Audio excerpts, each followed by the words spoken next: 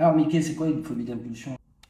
Pas du tout. Une phobie d'impulsion, c'est beaucoup plus simple que ça. On a des traitements de l'information qui sont faits par le cerveau de Mickey, ou le tien, ou de Minnie, ou de Donald, enfin le personnage que tu adores, tu choisis. Et ces traitements de l'information, ils vont passer à la moulinette de plein de fonctions cérébrales, tac, tac, tac, tac, et ça va réguler ton système émotionnel. Dans la phobie d'impulsion, il se passe un truc un petit peu bizarre. Tu n'as rien demandé, mais lui, il te fait apparaître devant les yeux, c'est une expression, une pensée ou une image où tu vas faire quelque chose de grave pour les autres ou envers toi. Alors des trucs vraiment pas cool comme j'ai pensé que j'allais me suicider, j'ai pensé que j'allais faire du mal à mes enfants ou à mon patron ou que j'allais shooter des gens en voiture. Team premier degré, on repasse. Ce n'est qu'une pensée. Et ce qui se passe quand cette pensée, elle arrive devant toi, pardon Mickey, ça va créer une émotion bien dégueu, parfois dans le ventre, parfois au niveau du cœur. Le corps se met en alerte. Tu te sens pas bien. Et tu te sens pas bien parce que tu te dis, eh ouais, mais si c'était vrai, eh bien là je cours un grand risque. Et surtout, je fais courir un grand risque pour les autres. Une fois que tu as cette émotion et cette pensée, tu vas te diriger à faire des choses complètement dysfonctionnelles pour toi et pour les autres,